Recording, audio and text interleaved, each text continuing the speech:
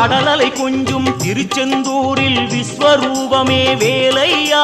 பழமுதி சோலை அறுபடை வீடும் புண்ணிய தரிசனம் முருகையா திருநீர் அணிந்து வரும் போது நெஞ்சில் நிம்மதி பிறக்குது கந்தையா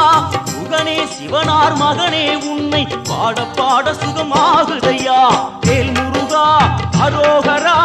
அரோகரா வேல் முருகா